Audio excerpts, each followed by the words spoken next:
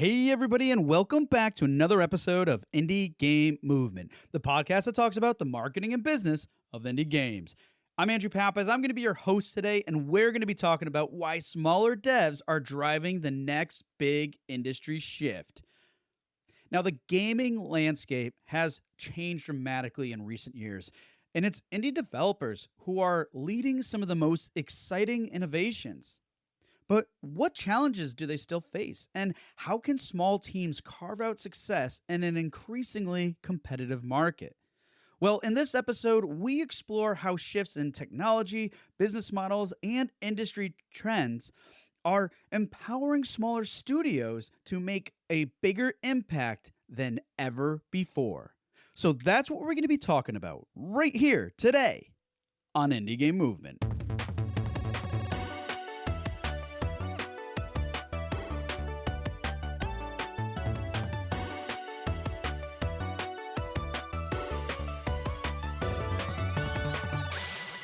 Hey, everybody, and we're back. And today with us, I have Chris Wood with us today. Chris, how's it going? And thanks so much for being here today. It's going awesome. This is really cool. Very nice to meet you, Andrew. Yeah, same here, Chris. And folks, for those of you who don't know Chris, he is the CEO and an Unreal Engine expert at Tanglewood Games. And, for those of you who don't know Tanglewood Games, I mean, they are responsible for a lot of cool things, projects that are going on. And honestly, I'm just going to give Chris a moment here to kind of share what Tanglewood Games is, what are the kind of roles that you guys play, and what are you doing with Unreal over there? Because like I said, there's a lot of cool and interesting things going on. Yeah, well, I'll set the scene. We're a service provider. So we work for our clients. We have a background in engineering. So I've been a programmer for a really long time. I ended up working at Epic Games and formed the company in 2017. And we provide engineering support for anybody who's working with Unreal Engine. That's what we do. It's a nice best of both worlds where we get to be a fairly small company. We're 35 people, something like that now. So we're a relatively small company, but we get to work on huge projects because we provide our engineering services in the form of quite small teams who our clients we worked with something like 17, 18 clients last year. So we get to work on lots of different games. Our people get to work on lots of different games. We get to compare and contrast. It's fun. Awesome. And just to give us an idea of kind of like, the range and breadth of some of these projects, what are some that you can share with us that you have worked on? Yeah, but always the problem that a lot of us can't talk about what we're working on, particularly the things that are going on right now.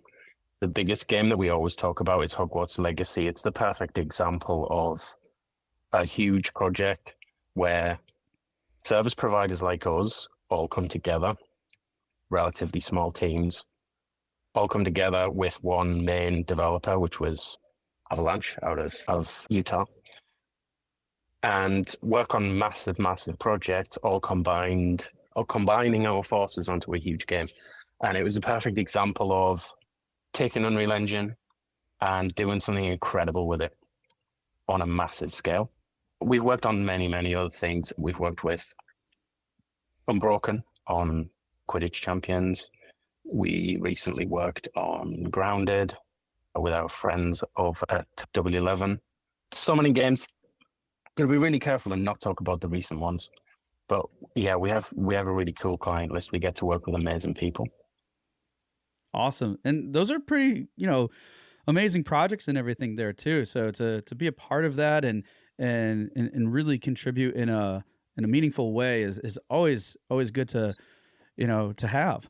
But on top of that too, I mean, you guys, as you kind of alluded a little bit with some of your past experience and stuff, you've been doing this for so long that, I mean, you're acquired so many like rewards and stuff too, in terms of like being a Unreal partner and such. Like, I know you've been Unreal Engine approved service partner for all of like what, 23, 24, and even this year as a gold partner. And and those aren't easy things to come by. I only know of a few select others that get that recognition and such too, and just speaks, I think, volumes to the quality and the type of work, and not only that, the relationships that you have with some of these teams and these projects and stuff too. I mean, just a lot of great, exciting things going on there. And you have your Epic Games accreditation. I mean, there's just so many other things that are going on, and it's working for you guys so well. And again, I think the work that you do and everything else kind of speaks volumes to those things too. So it's all Thank you. exciting stuff.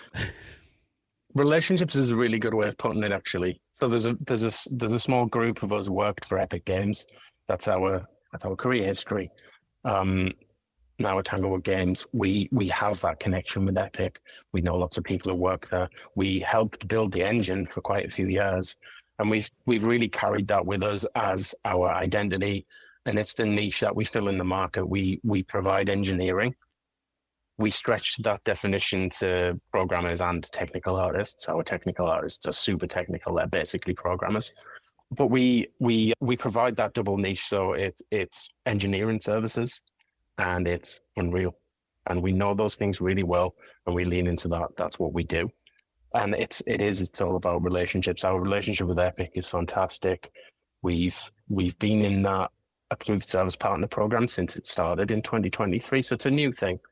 But we're always about growing. So it started off and we didn't quite know what it was, and Epic didn't quite know what it was yet. We're figuring it out.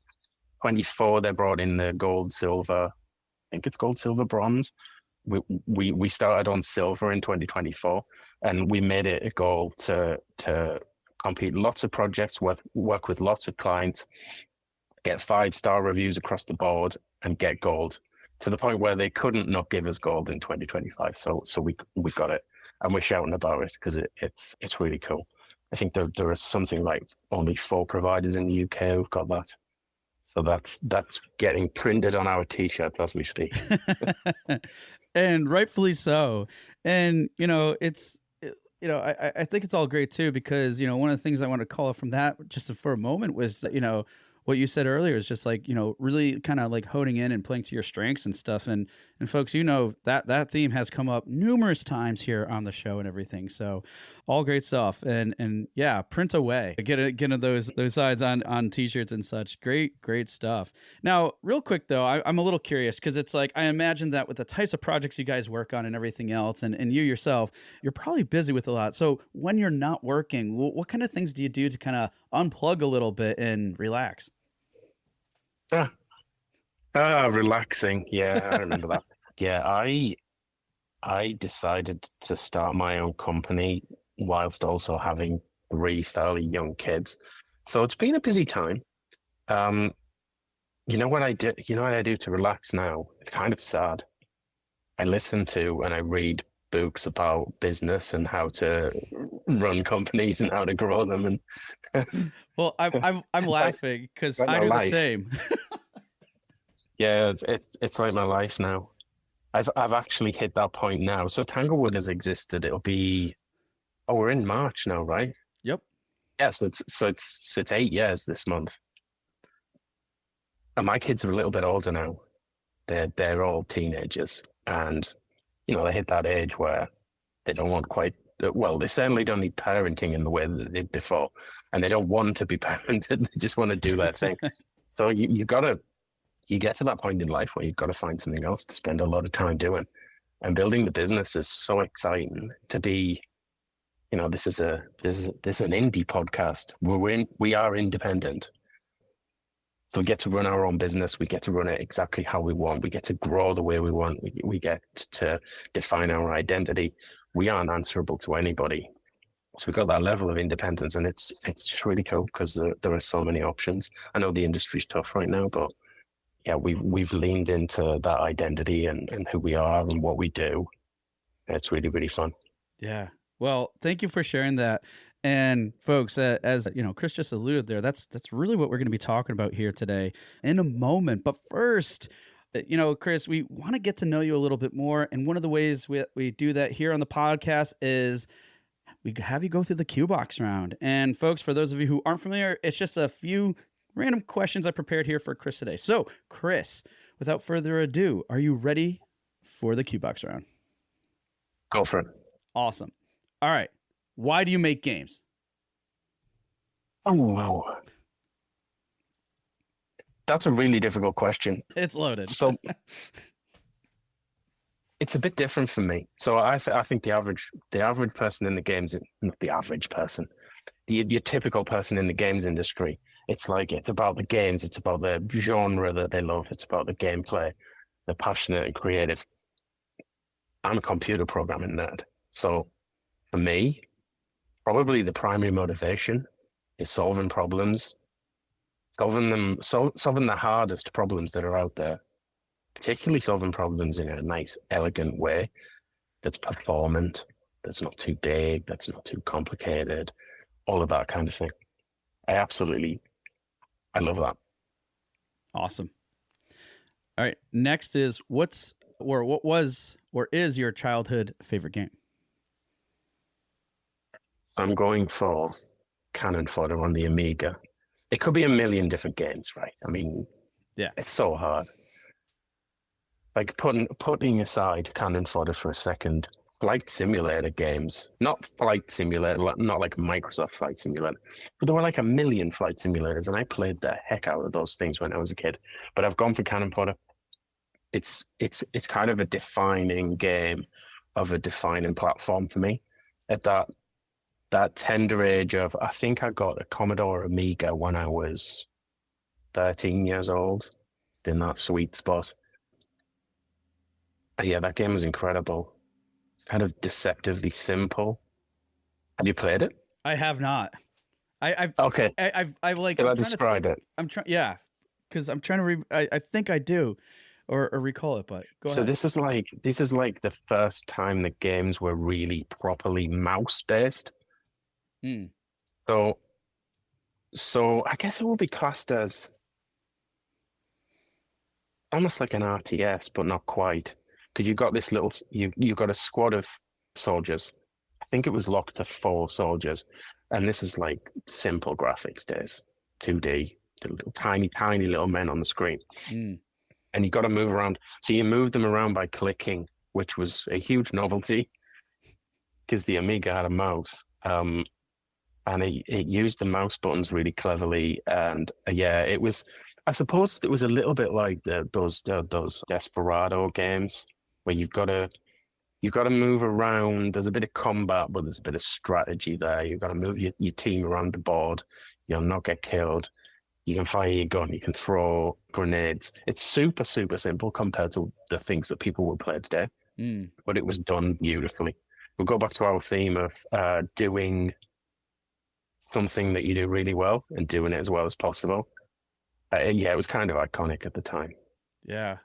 Yeah, I'd go for that. But I was very much. I've always been like a PC gamer, and before PCs, I was like, I had various Commodores, but the Amiga was the Amiga was my thing for all of my teenage years. Nice. Awesome. All right. Last but not least, in the staple here on the show is what game are you playing now? You're gonna judge me. No one's here to judge.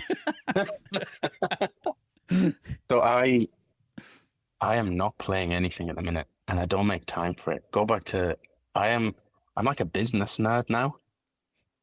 So I do play. This is even worse. I play programming games when I have time, and I'm going to dabble with something. I play programming games like Zachtronics games on Yeah. Steam, stuff like that. Which is kind of tragic when you think I am a programmer, but cut me some slack because I stopped contributing directly to programming projects in this company probably nearly 2 years ago now.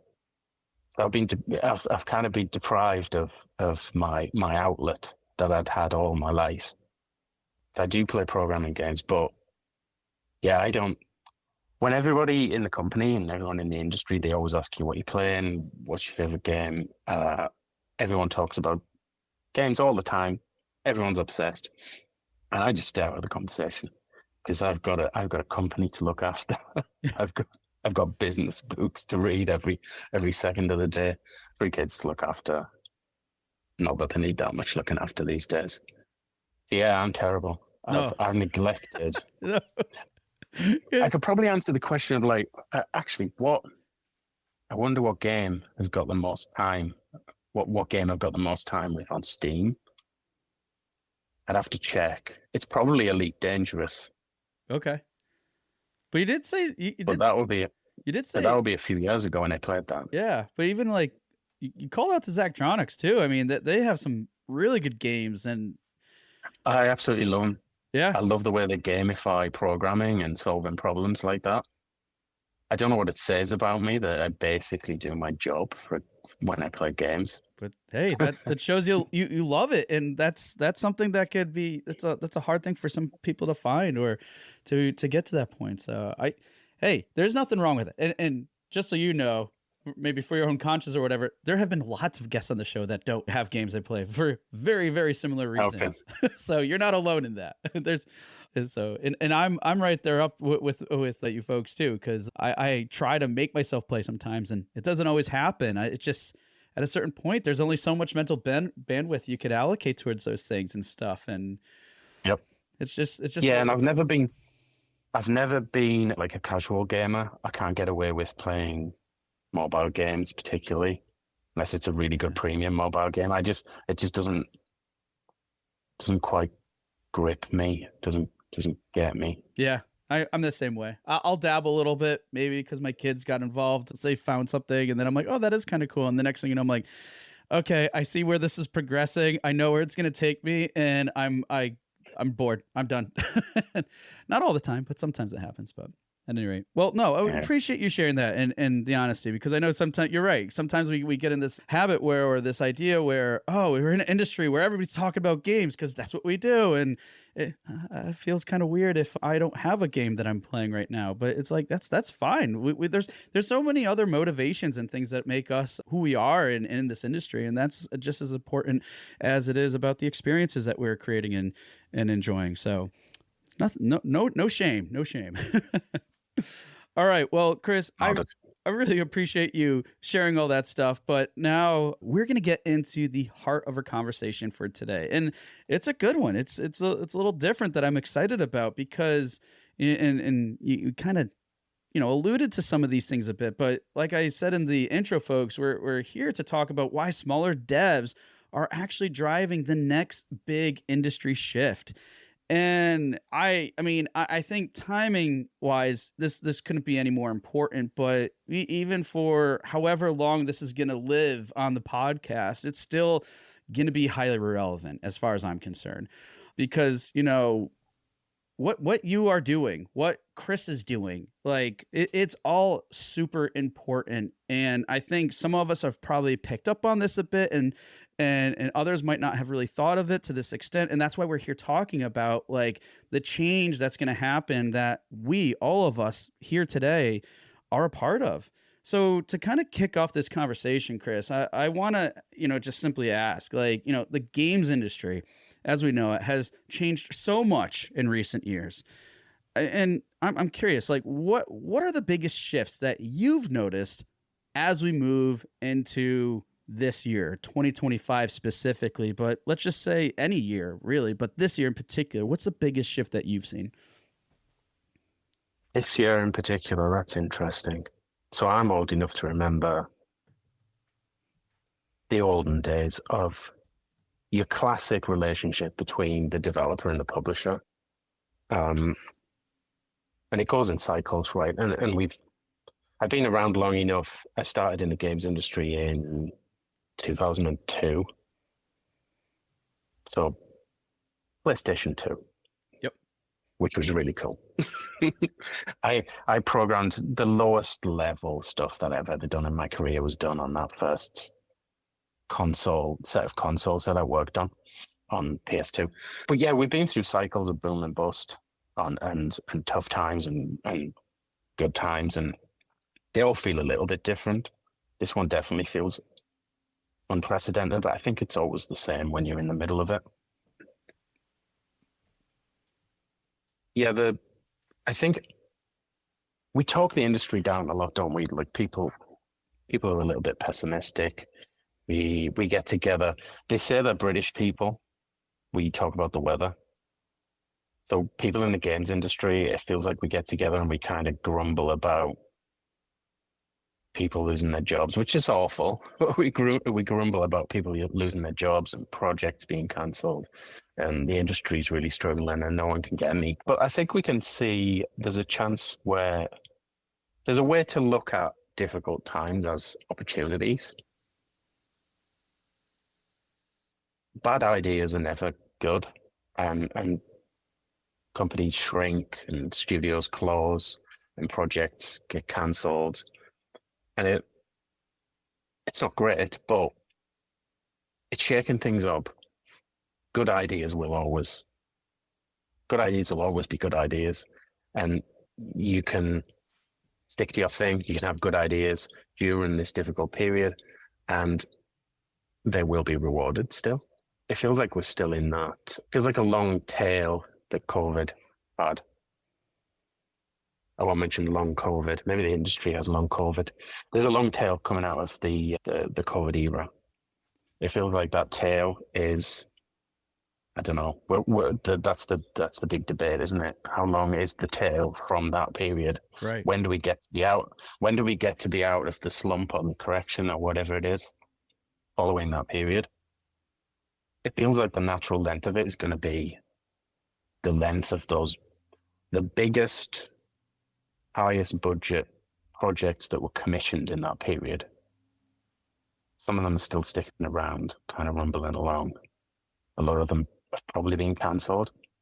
I guess by the time the final one of those projects that was commissioned in that era is dead and gone, maybe things will be back to normal. I don't know. It's just a theory. Yeah. Yeah. And you know, it's really interesting, and it's funny because you're like here in England we'll say, we'll talk about the weather. I'm like, we do too. It's like it's a common thing is being in New England. Go figure. But still, like, you talked about one thing, especially now when, we may have this tendency to be a little pessimistic of things and the unfortunate events and kind of dwell on some of those things too. But one thing you called out that I thought was really great, and I always like to look at these things this way as well, is, if there's difficult times that you're facing and everything else, whether it's you or everyone else, where's that silver lining? Where are the opportunities? Because they are there. Because if you think about it, if everybody is in the same mode, feeling like, oh man, it's not looking so good. If you're the one person thinking about where's the opportunity, well, you're actually looking for it. You're going to have an advantage, because while everybody else is thinking one thing and staying in this particular bubble, you're looking for everything else. So they're disguised for everybody else, but not for you. So that's always a good way to look at things in general. I mean, me personally, but I mean, there's so much more that can come out of it, especially when things are tough. But in light of tough, like, what would you say are, especially now, because, and we've all heard these stories, right? But like that relate to this, but for now, what kind of challenges are developers, whether they're big or small, facing in today's market? Because we're seeing these things like thrown at us from all different types of directions. Yeah, you mentioned this year before, and I kind of went off on a ramble about the entire history of the industry. I usually go big.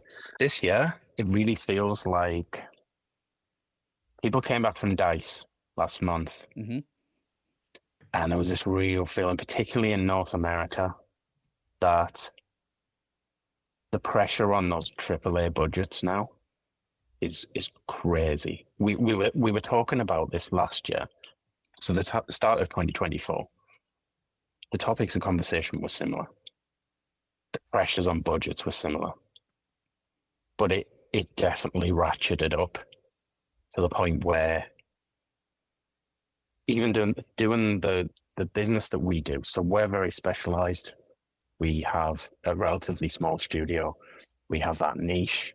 We offer people small engineering teams. They can get an engineering team from us really quickly. We do our thing. So we try not to compete with everybody. But there's lots and lots of people out there doing more general core dev, doing cross-discipline work, larger studios. And the price pressure now is pretty crazy. Like everyone's going to be pushing down those rates that they want to pay for core dev, for external teams. At the same time, the industry really is in a position where it's going to have to rely on external teams more. Hmm. Us as service providers should, in theory, be gradually getting a larger share of the industry because there's so many large studios now. They can't afford to keep the headcounts that they had before. They just can't afford to do that. So we can see all of those people losing their jobs. And when we trying to put a silver lining and be positive about it, the human cost is real, and I don't want to gloss over that. What I really want to do is talk about what we do in the future, how we work differently, so that that human cost doesn't have to be paid in these cycles, because people are losing their jobs and it's not nice. You know, but you'd like to think that really good skilled people are getting jobs quickly or starting their own studios. That's a really cool side effect, actually. There should be, and there are. And we're seeing clients coming to us who are a result of this cycle where lots of people have lost their jobs, and then studios just let the wrong people go because they need to cut their headcount. They let these amazing talented people go. Those amazing talented people are starting their own studios. They're building up. They're making prototypes. They're coming to us to help with things. So yeah, there are positives. Yeah, and I like that perspective of it too, because if we're thinking about kind of this cycle that we're talking about, and you know, it's always good to kind of look back at history a bit too to see, hey, because you know, the times will be different, but there's always going to be some type of a common thread. But with what you just shared now too, with these cycles and stuff, it's like, yes, there's fallout. There's like, you know, people that are real people that are being impacted by these changes. And regardless of the reasons behind it, it's still the end result's going to be the same. But I mean, some of the examples you just provided where it's like, oh, now this person's starting up their own studio. Now they're working for someone else that's starting up. Now they're working with you, you know, you guys or another company like you guys and stuff. And what's kind of doing this, it's almost like, I don't know, this is going to be a horrible analogy because it's just like half baked in my head right now, but it's almost like if you have a river, right? And it hasn't had rain for a while and the river is becoming lower and lower. And then finally you get this huge rainfall and all this like stuff and everything is like life is now flourishing because everything's moving around and now like a lot of things can like eat because of like again, might not be the best analogy, but basically with this mix up, these concepts, these ideas, they're now finally like coming to fruition or starting with something new and fresh where it could be one of these times where it's going to be a really amazing period of games, content, whatever comes out there. There's lots of cool things that can happen out of here. But again, to your point before, it's not to downplay that these things are still, unfortunate in these moments, but that's what we have to, I think, look forward to. And it's important to look at things that way, because if not, it's just going to make it that much more challenging to push forward when in these difficult times. So yeah, exactly. You know, I'm curious too, though, and this is something I'm sure you could speak fairly well to as well. You know, yes, we talked about some kind of these cycles and changes, but how does technology play into this, especially like, you know, Unreal Engine, for example? Does this help things at all? And I'm sure you using Unreal Engine is going to be probably some good examples there. But even if there's not other things that come to mind, how is, let's say, tech helping, you know, studios, smaller studios, especially, let's say, compete with like AAA teams or people of that caliber? Mm-hmm. Yeah, I'll always talk about Unreal Engine. That's my pet topic. I'll talk about Unreal Engine, but I'll stretch it to a slightly different, maybe future idea as well. So the theory, not the theory, the subject of reinventing the wheel comes up all the time. And Unreal Engine's a perfect example of you don't have to reinvent the wheel. You can use an off-the-shelf engine now. to do incredible things. So going back to earlier on in my career, I worked on in-house engines for a while, then made that transition to Unreal. And yeah, it means you don't have to reinvent the wheel every time. So I'm going to try and take that concept and stretch it to the industry a little bit further. But just talking about Unreal, so it's amazing. It's huge. It's proven because they've used it to make Fortnite and other things.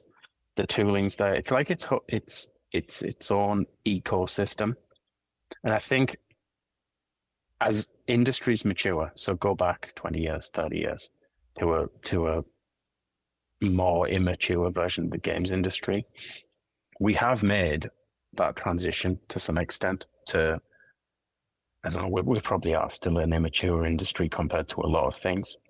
And that's a subject we can talk more about. But the development of something like Unreal, where what you're talking about really is a standard, so that we're not all just doing our own thing, reinventing the wheel every time, creating the same tools, creating the same solutions to problems over and over and over again. You've got this big thing that you can just, okay, this is a great start, and we know it works, and then it permeates the industry as a standard, and now you've got not just the tech, but common skills. So you can go and hire from a pool of Unreal experts, Unreal developers. So it creates like a standard for skills and learning and all of that kind of thing. So are there, or what would the future versions of that be, rather than just the tech itself? This is where my thinking is at the minute, and I don't know the answer. So this is in the form of a question. What would be a broader version of that we could do in the industry, not just with an engine? What are the problems that we are all solving on our own, in our own way, over and over and over again? I think it's to do with the way we run projects, the way we find financing for them, the way we find external partners to work with. All of that stuff, all the processes, all of the project life cycle, the tools that we use, the broader tools that we use, management tools and project management and all of that. Is there something we can do there where we all don't have to reinvent the wheel every time? I don't know what the answer is, by the way. But is there something that we can do? It feels like mature industries, and people talk about the movie industry as the obvious example when they're talking about the games industry. I'm not sure how appropriate that is, because movies are linear, they're easy to de-risk up front. You write a story, you figure out how you're going to tell it, and then you kind of go away and do it. I'm sure it's a little bit more complicated than that, but games are definitely more complicated than that. So whether that analogy works, I don't know, but mature industries have learned way more standards. I think mature industries might be more disciplined than we are. Certainly in terms of PR, the way the games industry is portrayed, and the way people, I don't know about you, but sometimes when your average person learns that you make games, they kind of treat it like, nah, you just play games for a living. It's really not like that. Maybe there's an image problem as well. But yeah, I think there's a broader thing on the themes of professionalism and discipline and standardizing that we can do in the future. And they don't have to be corporate, boring things. Like if we learn to do that stuff more efficiently in a more standard way, what do I actually mean? So go back to when we worked on Hogwarts Legacy. There were dozens of companies, all separate companies working with Avalanche. in every time zone on the planet, pretty much, all with different expertise, different focus, working on that game. And actually, they did a brilliant job of wrangling all of that stuff and keeping it moving, keeping some momentum, and getting something enormous made. But think of all of the problems that they solved in terms of their process, the way they managed the project, the way they set up the production, what the responsibilities of the producers were, how they decided what each of these external teams was going to do and when, and how the contract with them would be structured. And there's so many things going on there. There's so much complexity. I think as an industry, we can learn to do a lot of this stuff better so that we don't have to fumble our way through it each time. I think every project, particularly every large project that happens, comes up with its own way of dealing with this. And at Tanglewood Games, we're in a good position to understand that because we work with so many clients who all do things slightly differently. So you see the differences and we see what works and what doesn't. So it feels like there's an opportunity there, but it's mostly in the form of a question because I don't quite know what the answer is yet. Well, I absolutely love that because there's two things I picked up on from you sharing that. And it was the concept of standardization. But the more important one, I think, at least, which standardization is still important. But and I loved how you phrase this in asking the question, but really asking, what problems are we solving?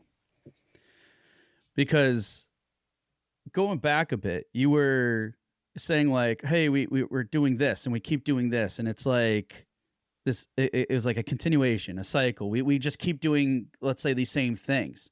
And I guess maybe reading between the lines, what I interpret it as, it's like, hey, look, we're kind of solving the same problems that aren't necessarily getting us that much further and ahead.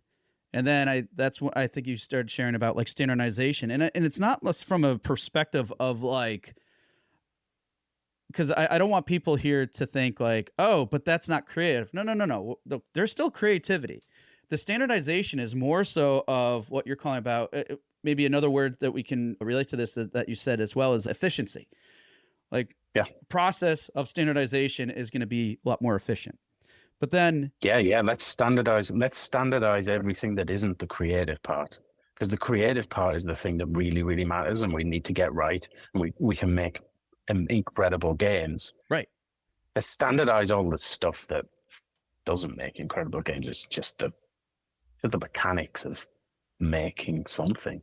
Exactly. And it's when you get to those points, like when you start doing that, when you get to that level of standardization, that's when, okay, now we have these expectations. We know kind of what are these like best practices to be efficient. So therefore, it could be as simple as with this standardization and efficiency, now we're saving resources, we're saving time, so we can spend that energy on the creative side, on the part that really matters. That's really going to have an impact with what we're doing in this industry, with what we're creating as small developers and small studios. And then the other part is really asking yourself, and I don't think anyone's going to have the answer, because the answer is going to be different and relative to whoever problem people are trying to solve. And that could be trying to solve problems on a mass scale, or that could be solving problems on a small scale for, let's say, just you and your team and not necessarily other partners that you're working with and such. And but the question is always going to be the same, right? Like, what problems are you solving? What problems are you solving for others? And I think that is so intuitive and important that, and I'm grateful that you presented that, because I don't think we always put ourselves in that position to ask that type of question. Like, what are you ultimately trying to solve? And I think the important thing about this, and chime in and share what you want too, is it's not so much of we're not looking so much to solve the immediate problem or let's say the symptom, because I think that's what gets us caught in these cycles that we're referring to. If we keep looking at the symptoms of things and solving for symptoms, that's not necessarily addressing the root cause, the problem and stuff. So sometimes that introspective look, we need to take that moment to get a little deeper and find out, well, what is the root cause? Because if I solve this problem today and then 4 months from now, I'm solving it again, but just in a slightly different way, am I really solving a problem or am I just putting out fires? and Mm-hmm. and I mean, you can be a firefighter if you want, but there's a lot of risk involved. Yeah, absolutely. We as a company, because our background is in making what is essentially middleware, Unreal Engine, we always think about reusability and, well, what's the process? What's the problem? What are we trying to solve? What's the thing that we need? And then how do you make it reusable so that you can solve it once and then reap the benefits repeatedly? And we approach everything like that. And actually, I try to run the business like that as well. So I've taken that software engineering energy and tried to transfer that to growing a service studio with really good processes, and let's solve the problem once. And then we're good. And we try to do that for our clients as well. Yeah. And I mean, and that's something that can be universally applied to anybody, to any company, and how you do things, whether it's just straight up making your own IPs and games to, working with clients, partners and such, and helping them overcome their challenges and obstacles and such. So, lots of cool stuff here. And like, it's interesting too, how this whole kind of like progression has taken us down this path and looking at like the current state of things. We were supposed to be talking about technology, right? It's I really okay. could say No. This is Unreal fine. Engine. but go ahead if you want to say something else. Unreal Engine. We're talking about technology that helps smaller teams. Oh, that sound was my booth turning itself back on. Ignore that. Yeah, Unreal Engine is an incredible tool and it is a massive help. I think it's a great leveler for small studios and for indies because they get that head start and they don't have to pay a load of money up front. It comes off the revenue at the end over a certain amount. So I think it's incredible. You just have to look at something like Mana Lords. We spoke to Hooded Horse, actually, their publisher, about working with them on that game. It never happened in the end. But like what Greg did there as a solo developer, that guy's incredible. But that was Unreal Engine as well. So he's taken that and just used it incredibly well. But a team of like a solo developer can do something like that to that fidelity. That's amazing. Yeah. And it's like again, it's like, think of what's like at your disposal or what there's potential to do. And I know sometimes too, when we're looking at ways to compete, like one of the big, especially with let's say bigger like AAA studios and such. I mean, honestly, I think one of the reasons why we have companies like Tanglewood too is because you have these bigger studios that are managing these teams and these collaborations and such, but they can't do it alone. And even if they have it in house, it's still it's hard for anybody to kind of stop on a dime or to change things or come up with something differently because we all have our own views and how we in our expertise and what we're doing within these projects and right, like between departments or other studios. So it's so hard, I think, where to have different abilities to really cater and showcase their strengths than just to have a single entity do that. It's not to say it can't be done, but like I think that's part of why we're even here talking today, because the resilience, the amount of risk that smaller teams, studios and stuff, that the risk that they don't have compared to these bigger companies. I mean, that alone is huge because you can take more chances. You can take more calculated risks that have much greater potential of paying out than one whole project and being like, we got to make sure this works, because if not, it will get canceled.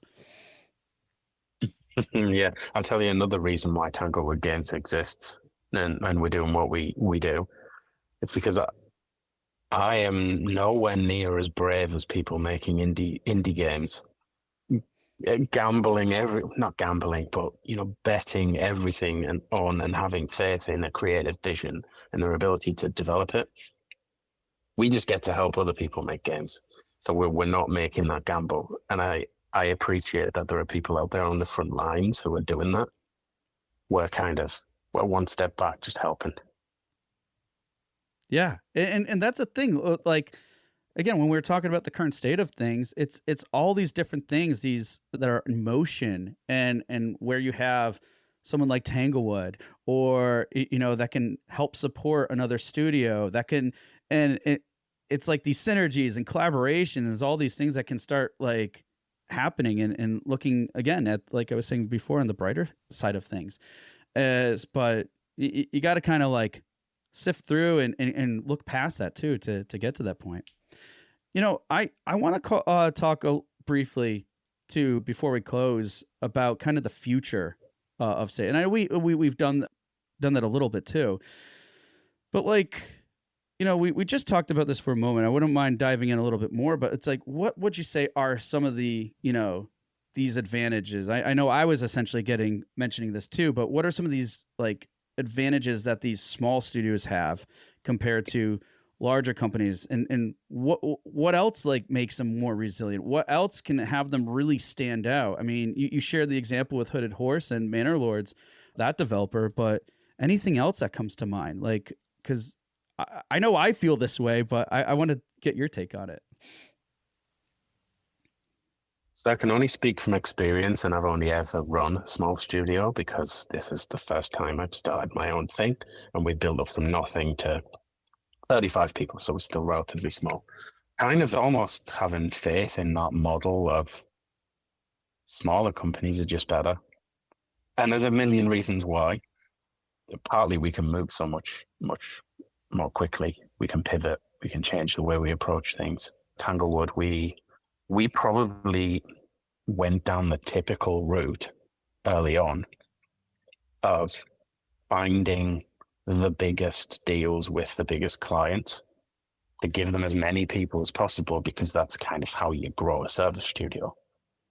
That was the orthodox thinking. As long as you're not just working with one client, because then you're not really independent. Like 3 or 4, that would be great. So that's the approach that we went for quite a long time. But you realize quite quickly that your exposure to those projects and those teams and those new clients is pretty huge.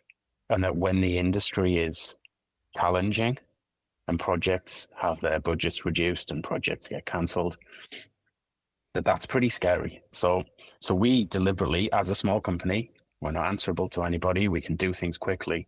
We just pivoted it. It was the start of 2024, and we went for, okay, let's have way more clients. Let's provide small teams. It's what our clients want anyway. They want to be able to move quickly. They want to get an engineering team from us quickly. They don't particularly want to pay a massive amount of money for it. They don't need a load of people. They might only need 2, 3, 4 people from us. And actually at that level, on relatively large projects, that's kind of fitting into the slack in the budget. It's not like it needs to go right up to corporate headquarters for someone to approve another chunk of money from somewhere. It's maybe just the contingency that they've got anyway. So they want to be able to bring people on quickly. They don't necessarily want to commit to 6 months or 12 months or even more. They just want to pick you up for a month, maybe 3 months. We try to go for 3 months because it's hard to really make a contribution in 1 month in a meaningful way. So 3 months is very, very common, where someone will take a few people from us for 3 months. But we deliberately pivoted to that last year. So we don't put massive teams on any of our clients' projects. We don't book in huge blocks of work. It's a lot more dynamic. There's a lot more business development work to do. There are a lot more negotiations, but You can do it all quickly, and that's kind of what people want. And it's worked consistently well for us. And I don't think we could really do that. Like when I talk to bigger core dev studios, they always say, "Yeah, you're in such a good position. The way that you can work, the way you can work with clients, lots of different clients. You can sell people just engineers because that's what you do." It's harder for the big companies to do that or make those kind of decisions. So we're always at an advantage being small in terms of the culture, the decision making, how quickly we can do things. Like I strongly believe that it's the right model and that the games industry of the future will consist way more to a much greater extent of smaller, more creative, more individual, more specialized companies.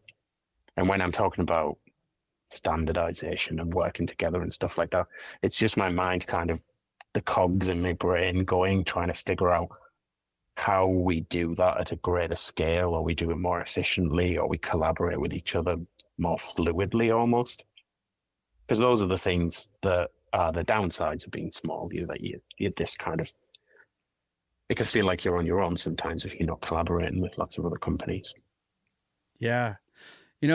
Lots of great stuff there. And what I find very interesting is when you kind of started going through listing out all those things, what Tanglewood does, and identifying you said it was in 2024 you guys made that shift, right? Yeah, it's just over 12 months ago. Okay. And it's been consistently good for us since then. Well, and the market is tough, so we've done okay. So, okay. What I think is interesting, and maybe it just makes sense now or whatever, but when you started listing everything out that you're like, the questions you were asking, like, okay, well, what do they need? They need this. They don't want a big budget. They don't have to approve a big budget. They want a shorter time frame. They only need a few people. Like, you start going all through these things.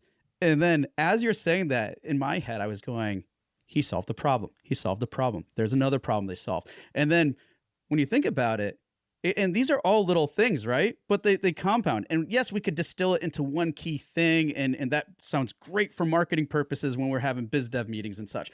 But ultimately what you did, you identified all these problems. They compounded into something where then now all these people that you're working with, you present a solution that in their eyes, this is a no-brainer.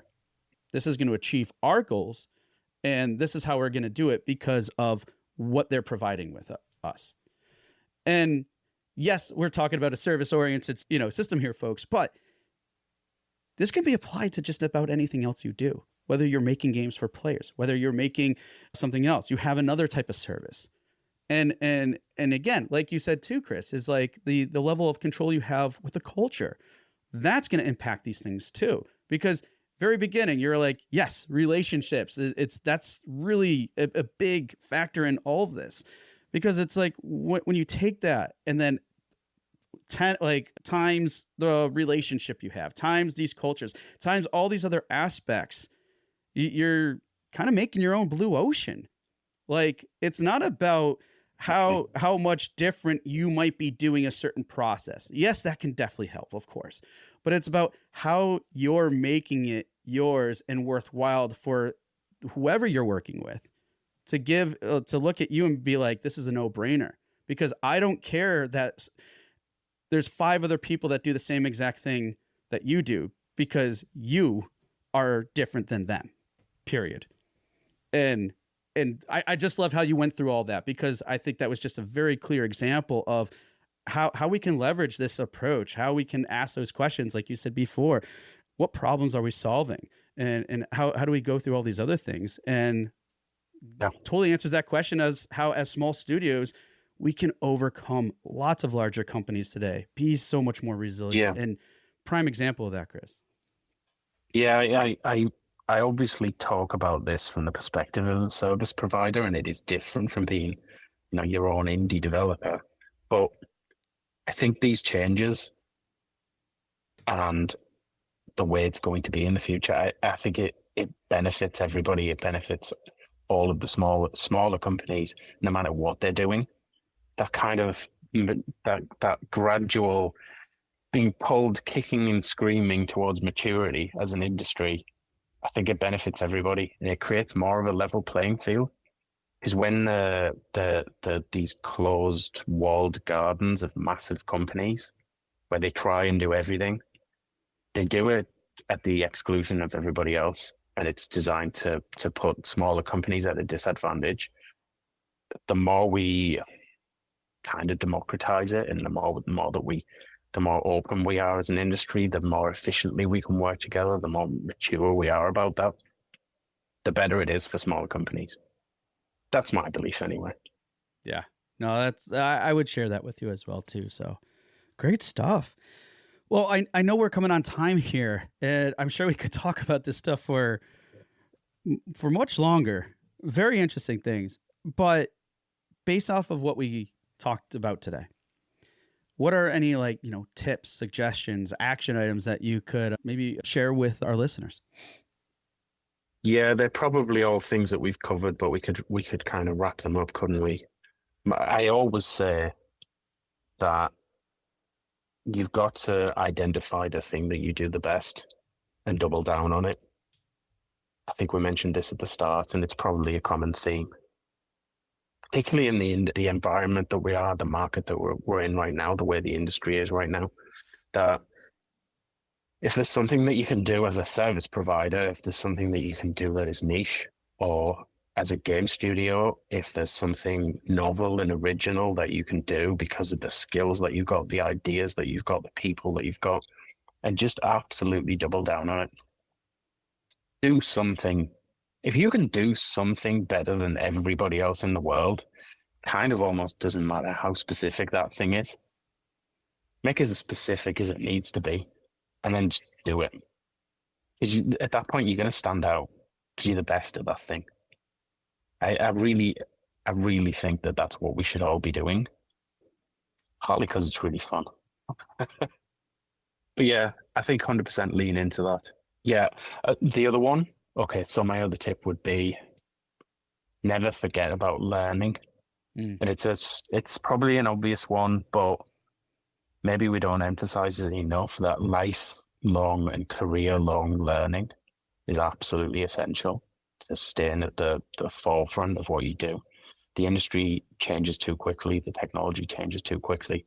We all just need to be learning what we do all the time. And a lot of the time that is stepping outside of our comfort zone and maybe doing something new. And I don't want that to sound like I'm contradicting have a nation stick to it. Have a nation double down on it as a business, as the game you want to make, whatever that is. But that doesn't mean that you need to stay in your comfort zone. It's the opposite of that. You've really got to learn what you need to learn, step out of your comfort zone, do different things. For me, so our CTO, Terence, he pushes this with our staff all the time, that they've got to be learning all the time. So the dev staff, they're learning technical stuff. For me, I've gone through that transition of I was a programmer for a long time, but now I run a company. So I've pushed myself out of my comfort zone. I'm a typical programmer. I'll sit with my head down and my headphones on and leave me alone, and I'll solve problems. Typical introvert. For me, over the last few years, it's been learning to do business with people, have important meetings with people with very impressive job titles from sometimes very big companies, speaking on panels, doing interviews, things like that. Those are things that I've had to learn and really push myself to do. And I think if there's an element of fear there, and you really feel uncomfortable doing something, and you think maybe you would really like to be better at it, lean into that as well. Because if you push against that fear, that's probably the right direction to be moving in. Those are my two main tips. I love them. And these are just so important on so many levels. So I definitely consider that because, yeah, I mean, if we stay in our comfort zone, if we stay in our bubbles and everything else that you talked about, you're not going to advance. You're not going to level up as much as you would like. And that's just the way it is, unfortunately. So I love it. Really, really great, impactful stuff there, Chris. So I know that we're on time here. So before we go, though, please, what are ways that either people could reach out to you, find out more about Tanglewood Games? Drop us some links, please. Oh, yeah, absolutely. Yeah, you can go to our website, tanglewoodgames.com. We're on LinkedIn, easy to find on there. We'll be at GDC if anybody wants to come and see us at GDC. Depends when this goes out. GDC's coming up really quickly. Yes, it might not be in the time, but come and see us at GDC 2026. There you go. We'll be there too. Yeah, so we're at all the big events. We're going to put ourselves out there a bit more. We're going to speak, do some talks. We'll always be at Unreal Fest. We're probably going to go to the Europe one and the North America one every year. We do talks at those events. Yeah, come see us. Excellent. So, folks, reach out, connect, do what you need to do. Those links will be in the show notes. Chris, I can't thank you enough for being here today. It's been super enlightening, and I hope it has been the same for our listeners, and knowing that, hey, look, you guys matter, and you're all going to be the next big shift in the industry. And Chris, I can't thank you enough for sharing your insights about how that can happen. Thank you so much, Andrew. It's been fun. Hey, everyone. Thank you for listening to another episode of Indie Game Movement. I'm Andrew Pappas, your host, and the show's producer is Mustafa Price. Show notes for this episode can be found by visiting rengenmarketing.com, the number episode of the show. Rengen Marketing is a consulting marketing company that helps indie devs with their marketing efforts. Whether you need guidance with your game's marketing strategy or could use a free marketing plan template, then please visit www.rengenmarketing.com and take action. A special thanks to Dakota Saw for Season 2's opening theme and Melissa Gellis for the new logo design. And as always, thanks for being such great listeners, and we'll see you next time on Indie Game Movement.